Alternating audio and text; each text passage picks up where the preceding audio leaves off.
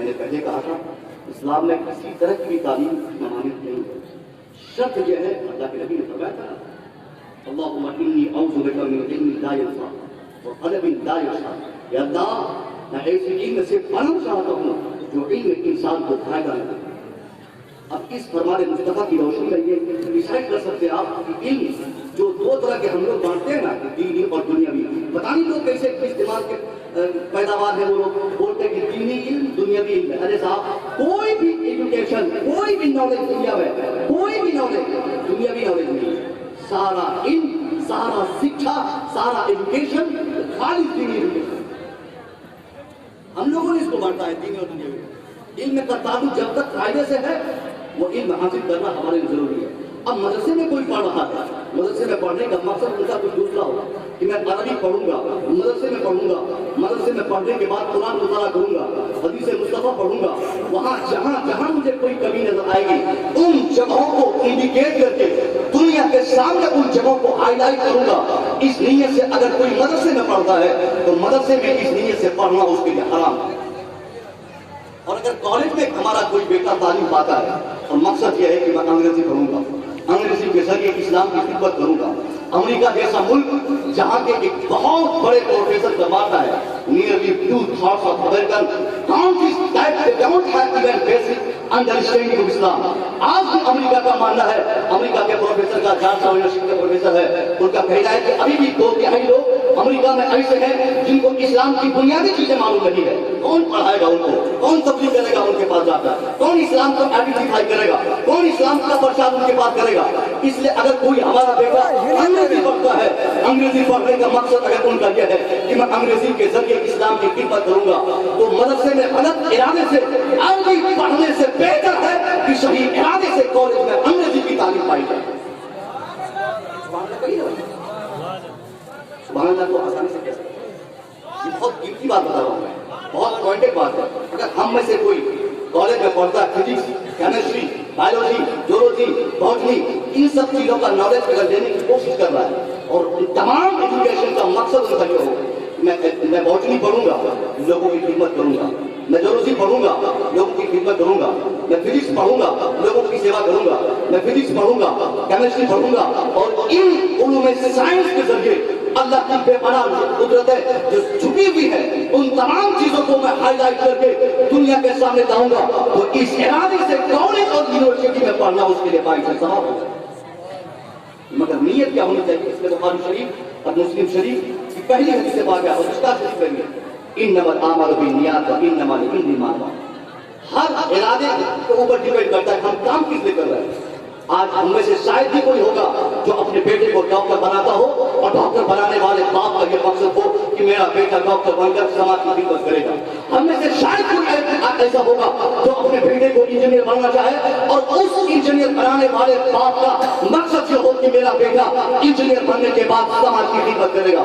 نہیں, باپ کا مقصد ہوتا ہے کہ میرا بیٹا انجینئر بنے گا موٹی کمائی کرے گا, میرا بیٹا ڈاکٹر بنے گا زیادہ کمائی کرے گا, میرا بیٹا کالج میں پڑھے گا وہ سرکاری سروس ہولڈر بنے گا, زیادہ انکم ہوگی, میری شہرت ہوگی, میرا نام ہوگا. میں کہنا چاہوں گا کہ یہی وجہ ہے کہ اس کا بیٹا ڈاکٹر کو بنتا ہے, اس کا بیٹا انجینئر کو بنتا ہے, مگر عمر کے چلتے ہوئے وہ اپنے باپ کی کبھی عزت نہیں کر پاتا کیونکہ باپ نے اس کو کبھی اچھا انسان بنانے کی کوشش نہیں کیا تھا. وہ صرف اپنے بیٹے کے دماغ پہ پریشان کرتا رہا, بیٹا تجھے انجینئر بننا ہے, تجھے ڈاکٹر بننا ہے, تجھے آئی ایس بننا ہے, تجھے آئی پی ایس بننا ہے, تجھے آفیسر بننا ہے, تجھے کالج کا پروفیسر بننا ہے. صاحب آپ اپنے بچوں کو جو چاہے بنائیں مگر اپنے بچوں کو اچھا انسان بنانے کی کوشش آپ کریں. جب تک آپ باپ کی حیثیت سے اپنے بچے کو اچھا انسان بنانے کے لیے چاہے کالج میں ہو یا مدرسے میں ہو, یونیورسٹی میں ہو یا اسکول میں ہو, جب تک آپ اچھا انسان بنانے کی فکر لے کر اپنے بچوں کو ایڈمٹ نہیں کریں گے تب تک آپ کا بچہ آپ کا خادم نہیں بن سکتا ہے, تب تک آپ کا بچہ آپ کی بات نہیں مان سکتا ہے. یہی وجہ ہے 100% بچے پڑھتے ہیں, ان میں سے 1% بچے کامیاب ہوتے ہیں, 99% بچے ناکام ہو جاتے ہیں. ناکامی کی وجہ کیا ہے؟ کالج اور اسکول میں زیادہ تر تعلیم ہوتی ہے مگر इंसानियत की तालीम वहाँ नहीं होती, इंसानियत का पैगाम वहाँ नहीं दिया जाता, वहाँ तो साइंस पढ़ाया जाता है, वहाँ तो किसी फार्मूले पर जोर दिया जाता है। इंसानियत की तालीम मदरसे में, इंसानियत की तालीम मकतब में, इंसानियत की तालीम कुरान जहाँ पढ़ाई जाते हो, इंसानियत की तालीम जहाँ हदीस मुस्तफा की तालीम दी जाती है। ये बात मैं इसलिए कह रहा हूँ साहब, आज हर जगह देखा जाता है किसान का बेटा किसानी करता था, किसानी करते करते नीट का एग्जाम दिया, क्वालिफाइड हुआ, उसके बाप ने किसी मेडिकल कॉलेज में उसको एमबीबीएस की तालीम दिलाने के लिए एडमिट करा दिया, 2-4 लाख खर्च करके, उसका बाद उसको एक एमबीबीएस डॉक्टर बना दिया। गरीब का बच्चा एमबीबीएस डॉक्टर बन के जैसे मालदा आया है, एक कट्ठा जमीन खरीदा, हॉस्पिटल बनाया, अपने चैम्बर में बैठा है। अचानक उस अमीर डॉक्टर के चैम्बर में एक गरीब आदमी आता है, अपनी बीवी का हाथ पकड़ा है, बीवी को लाके खड़ा करता है और कहता है डॉक्टर साहब ये रही मेरी बीवी, डॉक्टर साहब ये रही मेरी बीवी, हमल के पीरियड कंप्लीट हो चुके हैं, एक डॉक्टर बाबू कोई मामूली सी दवाई मेरी बीवी के लिए तजवीज कीजिए ताकि नॉर्मल डिलीवरी हो सके, नॉर्मल तरीके से बच्चा पैदा कर सके।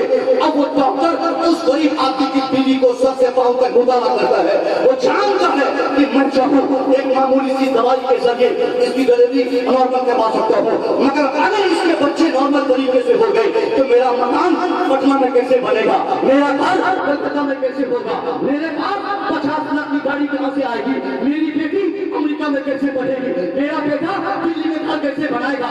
अब 50 तरह का शैतानी ख्याल उस खबीस डॉक्टर के दिमाग में बसा है, वो एक गरीब इंसान की बीवी को मुताला करता है, फौरन अपने दिमाग का कचरा बाहर निकाल कर उस गरीब आदमी को कहता है बात जल्दी से अपना घर चला जा कहीं से 50,000 का इंतजाम कर दे, अगर तूने 50,000 का इंतजाम कल सुबह 8 बजे तक नहीं किया तो तेरी बीवी मरेगी या बीवी के पेट में पलने वाला बच्चा मरेगा। गरीब आदमी मरता न तो करता क्या, घर गया, बीवी के जेवरात बेच दिया, तो मकान बेचा है, तमाम जेवरात को बंधक रखा है, सारी प्रॉपर्टी को दांव पे रखकर 50,000 लाकर उस डॉक्टर के आगे पेट चढ़ाया है। डॉक्टर बाबू जल्दी से ऑपरेशन के जरिए मेरी बीवी की तबीयत ठीक कीजिए। अब वो डॉक्टर उस गरीब इंसान की बीवी को ऑपरेशन थिएटर में डाला है, उसका पेट फाड़ा है और बच्चा तवल्लुद हुआ है, बाद में 50,000 लेकर अपने चैम्बर में वापस गया है। मैं पूछना चाहूंगा एमबीबीएस डिग्री पाने वाला 15 से 20 साल तक अपनी जमीन जायदाद बेचकर एक बार अपने बेटे को डॉक्टर बनाया था, डॉक्टर बनने के बाद जैसे ही इंसान चैम्बर में बैठता है 50 शैतानी ख्यालात उसके ज़हन दिमाग में आते हैं। वो चाहता है कि जल्दी से मकान खरीद ले, वो चाहता है जल्दी से दुकान खरीद ले, वो चाहता है पटना का कटरा दिल्ली पंजाब हरियाणा में उसके अपनी जमीन हो, अपना मकान हो जाए। अब अपनी ख्वाहिशात, जंगली ख्वाहिशात की तकमील का रास्ता वो अपने मेडिकल कल्चर में बैठ कर तलाश करता है। एक गरीब इंसान की जिंदगी को तबाह कर रहा है, एक आदमी की जिंदगी को बर्बाद कर रहा है, किसी गरीब को मकान बेचने पे मजबूर करता है, किसी को जेवरात बेचने पे मजबूर करता है, किसी गरीब को मालदार बेचने पे मजबूर करता है और एक कामयाब खातून का पेट फाड़कर उसकी जिंदगी की उम्मीदों को बिल्कुल नाकाम कर देता है। पूछना चाहूंगा आपसे, एक कॉलेज यूनिवर्सिटी में भारी भरपूर डिग्री देने वाला इंसान न बन सका, डॉक्टर बन गया, इंसान न बन सका, एमबीबीएस बन गया, इंसान न बन सका। इंसान इसलिए नहीं बन सका क्योंकि इंसान बनाने के लिए न तो कभी उसने पढ़ा था, न उनके माँ बाप ने पढ़ाया था। इंसान अगर किसी को बनाना रहता है, अपने बेटे का हाथ पकड़ता है, चुपचाप पैदानी मदरसे में डालता है, जिस मदरसे में 2 साल बुराई से अगर हमारा बच्चा जिंदगी गुजार लेता है, अब हमारा बेटा जानवर नहीं बनता, सारा इंसान बनकर निकलता है। ऐसा इंसान बनकर निकलता साहब। रात के 12 बजे किसी आलिम दीन को आप फोन कीजिए, हजरत मेरे बेटे की तबीयत खराब है, जल्दी से आइए पानी में दम करके देखिए ताकि मेरे बेटे की तबीयत सही हो पाए। कोई भी आलिम दीन ये नहीं देखेगा कि जुब्बा कहाँ है, पगड़ी कहाँ है, टोपी कहाँ है, खड़ाउन कहाँ है, मसल्ला कहाँ है, टार्च कहाँ है, मोबाइल कहाँ है। वो जिस हालत में सुनेगा कि सेक्रेटरी साहब के बच्चे की तबीयत खराब है या एक मेंबर साहब के बच्चे की तबीयत खराब है, कौन आप ठीक उसी टाइम अपने गांव के किसी डॉक्टर को फोन कीजिए। डॉक्टर आपसे कहेगा कि सुबह आइएगा, अभी आइए एक टेबलेट देता हूँ, फिर सुबह इंजेक्शन दूंगा। جبکہ ڈاکٹر دوائی دے گا اس کو آپ پیسے دیں گے, ایک انجیکشن دے گا اس کو آپ پیسے دیں گے, مگر ایک سیکنڈ کے لیے بھی عالم ربانی یہ نہیں کہے گا کم کرنے کا 10 روپیہ ہوا آپ کو, کیونکہ ان میں سے ہر ایک کو پتا ہے ان کی زندگی جینے کا مقصد یہ نہیں کہ پیسہ کمائے. اگر پیسہ کمانا رہتا تو اوروں کی طرح یہ بھی داڑھی کو بھی پھینک کے سڑک پہ کچے مار کے اتر جاتا, کوئی سود کھاتا, کوئی بیاج لیتا, کوئی اور کام کرتا, مگر نہیں صاحب, ساری مشکلوں کو, ساری تباہیوں کو, تباہ کاریوں کو روندہ ہے پہلے ہمارے کو ہمارے, تب جا کر یہ فضیلت ان کو ملی ہے, تب جا کر ان کا یہ مرتبہ ہوا ہے. یہ علم کی بات ہے, اس لیے آپ پڑھیں, مگر پڑھنے کا مقصد صرف کیا ہو, انسان بنانا. ڈاکٹر انجینئر بنانا پڑھنے کا مقصد نہیں ہے. اور جو باپ اپنے بچوں کی تعلیم کا مقصد خود سے ڈیسائیڈ کرتا ہے, وہ باپ 100% لکھ لے تو اس کا بیٹا اس کے کہنے کے مطابق کبھی کامیاب نہیں ہے. آپ بھی جہاں جہاں اپنے بیٹے کو پڑھائیں, اسکول میں پڑھائے, کالج میں پڑھائے, یونیورسٹی میں پڑھائے, حافظ بنائے, عالم بنائے, انجینئر بنائے, ڈاکٹر بنائے, مگر ہر چیز کے پیچھے آپ کا مقصد یہ ہو کہ آپ کا بیٹا انسان بن جائے. جب تک آپ کا بچہ انسان نہیں بنے گا تب تک آپ کا بیٹا آپ کی عظمت و اہمیت کو نہیں سمجھ سکتا. آج بیشتر والد گرامی چیختے ہیں کہ حضرت میرا بیٹا میری بات نہیں مانتا, میرا بیٹا میری عزت نہیں کرتا, میرا بیٹا میرے کہیں پہ نہیں چلتا. اس کی وجہ سے تو یہی ہے کہ جب تربیت کے ایام تھے ایک باپ نے اپنے بیٹے کی صحیح تربیت نہیں کی, جس کی بنیاد پہ اس کا بیٹا بڑا تو ہو گیا مگر اپنے ماں باپ کی بات نہیں مانتا, وہ آزادانہ زندگی گزارنا چاہتا ہے. اس لیے آپ جیسے تمام گارجن سے میری گزارش ہے, اگر آپ اس عظیم الشان جلسے کی اہمیت و عظمت کو محفوظ رکھنا چاہتے ہیں, یہی پیغام آپ کے لیے ہے, آپ اپنے بچوں کو پڑھائیے. جب تک آپ اپنے بچوں کو پڑھائیں گے نہیں, حالات سے آپ مقابلہ نہیں کر سکتے. دنیا کی ہر سمسیا کا سمادھان صرف ایجوکیشن میں ہے, دنیا کے ہر پرابلم کا سلوشن صرف ایجوکیشن میں ہے. نہ تو ٹھیکیداری سے, نہ تو نام سے, نہ تو شہرت سے, نہ تو پیسے سے. دنیا کی کسی بھی سمسیا سے ہم اگر لڑنا چاہتے ہیں تو سب سے پہلے ہم کو میدان میں اس ارادے سے آنا ہوگا کہ ہم سوکھی روٹی کھائیں گے مگر اپنے بچوں کو تعلیم یافتہ بنائیں گے. ہم چاہے جس قدر شدت کی زندگی گزارے مگر ہمارا بیٹا جاہل نہ رہ پائے. آج مسلمانوں کی تعلیمی جو بیداری ہے مسلمانوں کے گھر میں یہ چمان سے بھی زیادہ کم ہے. سچر کمیٹی کی رپورٹ بتاتی ہے دلتوں سے کم بچے ہمارے ایجوکیشن سسٹم میں ہیں, دلتوں سے کم بچے ہماری جماعت کے مدرسے یا کالج یا یونیورسٹی میں پڑھ رہے ہیں. کیوں صاحب, جب ہم بچوں کو پڑھائیں گے نہیں کس چیز سے ہم اپنے دشمنوں سے مقابلہ کریں گے؟ تلوار سے نہیں کر سکتے. یہ زمانہ تو آئٹم بم کا ہے, اور آئٹم بم کے زمانے میں تلوار کی کیا حیثیت ہے؟ ایک بٹن میں سب کا کام ختم, ایک بٹن میں. بہت طریقے آپ لوگ کھیلتے ہیں اور بہت زیادہ آپ لوگ احتجاج کرتے ہیں. بس کوئی بات دلی سے اٹھی چلے گئے روڈ پہ جام کر دیا, بس نعرہ لگانا شروع کر دیا مرد آباد مرد آباد. یہ تعلیم اسلام کی ہے. اگر سچائی میں آپ اپنے دشمن سے لڑنا چاہتے ہیں نا, یہ زمانہ تلوار اور لاٹھی کا نہیں, یہ زمانہ اسٹرینتھ اور طاقت کا نہیں, یہ زمانہ ایجوکیشن کا ہے, یہ دور ایجوکیشن کا ہے. آپ اپنے بچوں کو ایجوکیٹڈ کیجیے, اپنے بچوں کو تعلیم یافتہ بنائیے. 50 گولی والے ایک طرف رہیں گے, ایک پڑھا لکھا سامنے کھڑا ہو جائے اس کی اوقات نہیں ہوگی پڑھے لکھے کے سامنے اپنی تلوار کو تھام سکے. ہم پڑھائیں گے نہیں, ہمارا جاہل بچہ کیا کرے گا؟ کتنی لاٹیاں چلائے گا؟ بس 15 سال کا بچہ ہوا نہیں کلکتہ بھیج دیے, 15 سال کا بچہ ہوا نہیں دلی بھیج دیے, 20 سال کا ہوا نہیں سعودیہ بھیج دیے. سعودیہ بھیجنا منع نہیں ہے, دلی پنجاب بھیجنا منع نہیں ہے, مگر پہلے اپنے بچوں کو پڑھا تو دیجیے. اگر بچہ آپ کا پڑھا لکھا رہے گا, رکشہ بھی چلائے گا تو اس کے رکشہ چلانے میں, اور جو جاہل رکشہ چلائے گا اس کے رکشہ چلانے میں زمین و آسمان کا فرق ہے.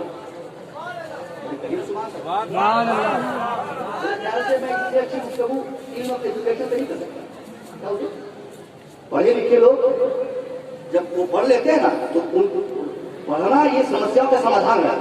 ہماری غربت, لاچاری, بے کسی کی سب سے بڑی وجہ یہ ہے کہ ہم پڑھتے نہیں. آج میں کہتا ہوں آپ سے, بیتے 50 سالوں میں ہندوستان جیسے ہندوستان کا زمین پہ کتنے ایسے کیسز ہوئے جس کو ہم نے پتہ کیا, بیٹا ہمارا مارا گیا, ہم کیس فائل کیے, آپ جیتنا ہم کو چاہیے تھا کیونکہ ہار دیا, ہمارا ظالم جیتا, ہمارے بچوں پہ گولی چلائی گئی, ہار ہم گئے, ہمارا گھر جلایا گیا, کیس فائل کیے, جیتا ہمارا دشمن. یعنی کیس کرے ہم اور جیتے ہمارا دشمن.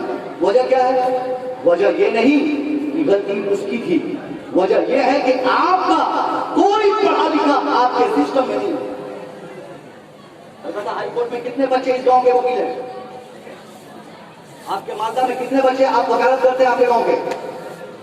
دلی سپریم کورٹ میں کتنے بچے ہمارے ہیں؟ ظاہر صاحب جب دشمنوں کے بچے مینیجر سے لے کر وکیل تک، وکیل سے لے کر جج تک دشمنوں کے بچے رہیں گے تو فیصلہ تو دشمنوں کے ہاتھ میں آئے گا. ہم 100% چاہتے ہیں کہ 5 وقت مسجد میں نماز پڑھنے والوں کے حق میں فیصلہ آئے، اللہ کو اکبر کہنے والوں کے حق میں فیصلہ آئے، اللہ کو اپنے حبیب تسلیم کرنے والوں کے حق میں فیصلہ آئے، مسلمان کے حق میں فیصلہ آئے. تو اس کے لیے کمپلسری یہ ہے کہ ہم اپنے بچے کو اس قدر پڑھانے پہ توجہ دیں کہ ہمارا بچہ پڑھ کر IAS آفیسر بن جائے، ہمارا بچہ پڑھ کر PM بن جائے، ہمارا بچہ پڑھ کر انجینئر بن جائے، ہمارا بچہ پڑھ کر وکیل و جج بن جائے. ہمارا بچہ وکیل بنے گا، ہمارا بچہ جج بنے گا، جج ہمارا بیٹا ہوگا، کرسی ان کی ہوگی، اس پر بیٹھنے والا جج کی حیثیت سے میرا بیٹا ہوگا. کوئی کسی ظالم کے ہاتھ میں فیصلہ نہیں ہوگا. جس کا بیٹا کرسی پر بیٹھے گا فیصلہ اسی کے حق میں آئے گا. سبحان اللہ، سبحان اللہ. عمارت ان کی ہوگی، قبضہ ہمارا ہوگا. کرسی ان کی ہوگی، اس پر کنٹرول ہمارا ہوگا. ہمارا کا مطلب پڑھے لکھے لوگ ہیں. اس لیے خدا کی قسم جامعہ فیضان الفلک میں کے پراگن میں آپ بچے ہیں. یہ مت بھولیے کہ آپ کی زندگی کامیاب ہے. آپ کا اسٹینڈ بہت ہے ملکی میں، مالدہ میں، یا بنگال میں، یا بہار میں، مگر یہ زمانہ اسٹینڈ کا نہیں، یہ زمانہ ایجوکیشن کا ہے. ہم ایجوکیشن کی طاقت سے دنیا سے اپنی بات منوا سکتے ہیں. اور تعجب صاحب ہم اس پیغمبر کے بھی ماننے والے ہیں. یہ پوائنٹ کی بات ہے، اس پیغمبر کے ماننے والے ہیں جس پیغمبر نے دنیا میں سب سے زیادہ ایجوکیشن پر توجہ دیا. اب جو لوگ بولتے ہیں نا کہ انجینئر بننا برا ہے، ڈاکٹر بننا برا ہے، ان سے صرف ایک مثال ان سے کہہ دیجیے گا.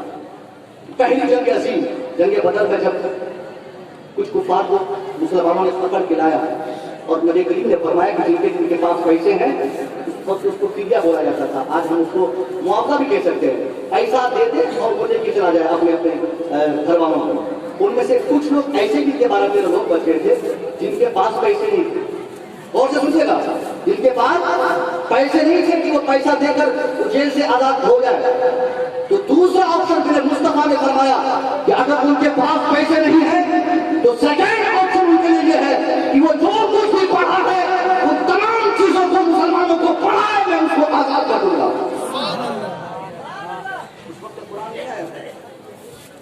اس وقت کی بات بول رہا ہوں. پھر کون سی تعلیم مصطفیٰ کریم نے ضروری قرار دیا؟ تو جو بھی کچھ تم جانتے ہو، ہم نے فرمایا کفار سے کہ تمہارے پاس جتنا گیان ہے، جس قدر شکشا ہے، ان تمام چیزوں کو مسلمانوں کو بتایا، میں تم کو آزاد کر دوں گا. تو اس حیثیت سے بھی ہم کو سمجھنی چاہیے کہ ہم اس مذہب کے ماننے والے ہیں، اس پیغمبر اسلام کی کلمہ پڑھنے والے ہیں جس پیغمبر نے سب سے زیادہ ایجوکیشن کے فروغ میں اپنے فرمان جاری کیا. اور جب آپ حجۃ الوداع کے موقع پر آپ نے خطبہ دیا تھا، اس وقت جو 1.25 لاکھ سے زائد لوگ وہاں بیٹھے تھے، وہاں موجود تھے، وہاں کھڑا تھے، اس خطبے کو سماعت کر رہے تھے. ان میں سے بیشتر لکھنے اور پڑھنے والے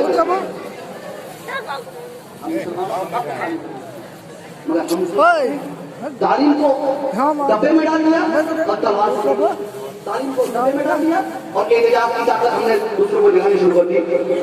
ساری سمسیاؤں کا سمادھان صرف ایک ہی بات کا ہے کہ ہم اپنے بچوں کو پڑھائیں. جب تک ہمارا بچہ پڑھے گا نہیں 100% ہماری صورت، ہماری حالت بدلے گی نہیں. دوسری چیز، آج یہ عالیشان مسجد بنی ہے نا، یہ عالیشان مسجد میں سمجھتا ہوں کہ اس علاقے میں ہی، ضلع نہیں بلکہ اگر بغل کے ضلع میں شاید و باید ایسی مسجد ہو. حضرت لوگ بتائیں گے میری نظر سے تو میں نے نہیں دیکھا. اللہ کی قسم مسلمانوں، مسجد بنانا بہت اچھی بات ہے، مگر یہ علماء کرام سے آپ پوچھیے کل میدان قیامت میں آپ کا رب یہ نہیں کہے گا کہ تیرے گاؤں کی مسجد کتنے درجے کی تھی. سبحان اللہ. ایک بھی کوئی صحیح روایت دکھائے جہاں ہمارا رب ہم سے یہ پوچھے گا کہ ملکی والوں تیرے گاؤں کی مسجد کتنے تلے کی تھی بتا، کتنے پنکھے تھے بتا، ٹائلس لگے تھے کہ نہیں تھے، اے سی مشین تھی کہ نہیں تھی، فریج کولر کا انتظام تھا کہ نہیں، ٹھنڈا گرم پانی کا انتظام تھا کہ نہیں. ایک روایت ہاں جس نے کیا ہے اس اس کو اس کا بدلہ کل مرنے کے بعد ملے گا. جس نے پیسہ خرچ کیا ہے اس کو ثواب ملے گا, وہ بہتر بدلہ پائے گا. ہاں اگر ہمارا رب ہم سے پوچھے گا تو سب سے بڑا سوال یہ پوچھے گا کہ جو مسجد تم نے بنائی تھی اس مسجد کو آباد کرنے کے لیے تم نے کتنی بار مسجد اٹھایا کرتے تھے. سبحان اللہ. 5 تلے کی مسجد بنانا بہادری کی بات نہیں ہے. کامیابی اس میں ہے کہ اس مسجد کا پیٹ بھرا جائے. جلسے میں 50,000 لوگوں کی تعداد, تو نمازیں پڑھنے کے لیے ایک سب یہ مسلمان کے ساتھ. اور عید کے دن کون نماز پڑھنے آتے ہیں؟ محلے کے کافر آتے ہیں. جمعہ پڑھنے کون آتے ہیں؟ تو جن کو معلوم ہے کہ جمعہ پڑھنا ضروری ہے, جو جانتے ہیں کہ عیدین پڑھنا ضروری ہے, کیا ان کو یہ نہیں معلوم کہ فجر ظہر اثر مغرب بھی پڑھنا ان کے لیے ضروری ہے؟ کیا ان کے لیے الگ سے فرضیت ہے ان نمازوں کے لیے؟ ہماری ناکامی کی ایک وجہ یہ بھی ہے کہ ہمارے بچوں نے آزادانہ طور پر جینا سیکھ لیا ہے.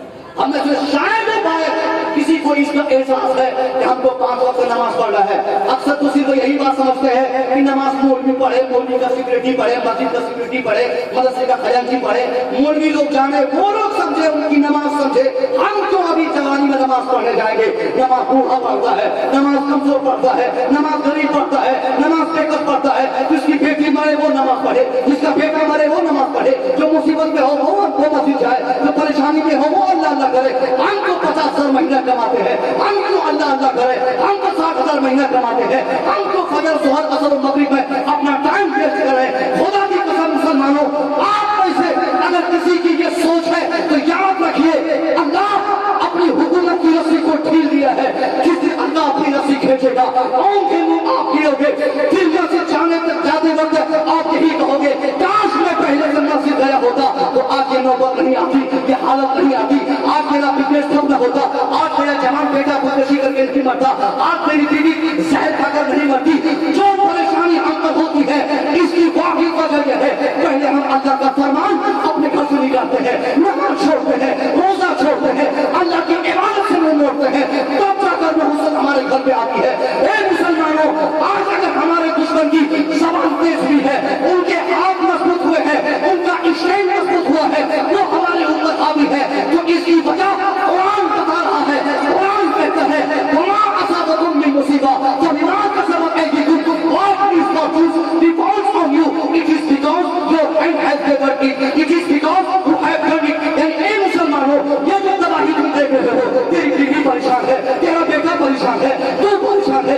تیری دکان نہیں چلتی, تیرا مکان خراب ہو گیا, تیری زندگی خراب ہو رہی ہے, اس کی وجہ یہ ہے کہ تیرا کریکٹر خراب ہو گیا ہے. اب اس کے بچنے کا صرف ایک ہی راستہ ہے کہ مسلمان اپنے اپنے گاؤں کی مسجدوں میں نماز فجر کے لیے پہنچ جائے, نماز ظہر کے لیے پہنچ جائے, نماز مغرب کے لیے پہنچ جائے, نماز عصر کے لیے پہنچ جائے, نماز عشاء کے لیے پہنچ جائے. 5 وقت اتنی تعداد میں مسجد میں نماز پڑھنے پہنچ جائے جتنی تعداد لے کر نماز جمعہ یا نماز عیدین میں مسلمان مسجدوں میں پہنچا کرتا ہے, اتنی تعداد میں جس دن فجر سے عشاء تک مسلمان اپنی اپنی مسجدوں میں جانا شروع کر دے گا. 5-7 سال نہ بیتیں گے, مسلمان کا قدم زمین سے اللہ اٹھائے گا, آسمان کی بلندی تک پہنچا دے گا. سمجھ رہے ہیں؟ ہم نماز چھوڑتے ہیں اور اللہ سے دعا کرتے کہ اللہ ہماری دعا کو قبول کرے. ایک بے نمازی کی دعا اگر قبول ہو جائے, کیونکہ ہمارے علماء کرام کیا کرتے ہیں, نماز پڑھنے والے کیا کریں گے؟ حضرات آج جو ہمارے گھر میں برکت نہیں, اور حضرت سیدنا غوث پاک کی غوث اعظم کی روایت ہے, ان کی بارگاہ میں ایک خادم آگے کا حضور میرے گھر میں برکت نہیں ہو رہی ہے, حضور کچھ کام کیجیے, کچھ بتائیے کہ کیسے برکت ہوگی. غوث اعظم نے فرمایا کہ جا تم نماز پڑھنا شروع کر. سبحان اللہ. کیا پی رہے ہیں؟ پانی پیجیے, چائے پیجیے, کولڈ ڈرنک پینا ہے کولڈ ڈرنک پیجیے, انرجی پیجیے, مگر توجہ ادھر دیجیے. سمجھ گئے؟ یہ بات بتانے کے لیے مصطفی رضا دوبارہ ملکی میں نہیں آئے گا. میں تقریر نہیں کر رہا ہوں, اور تقریر کرنے کے لیے ایکشن دینا ضروری ہوتا ہے. چیخنا, چلانا, ایکشن, چٹکلے, یہ ساری چیزوں سے بالکل ہٹ کر ایک تبلیغ کی بات میں آپ تک پہنچا رہا ہوں. بولیے ہے کہ نہیں ایمانداری سے؟ باتیں سمجھ میں آ رہی ہے کہ نہیں؟ غوث اعظم کے خادم نے کہا حضور میرے گھر میں برکت نہیں ہو رہی ہے, کچھ کیجیے تاکہ برکت ہو جائے.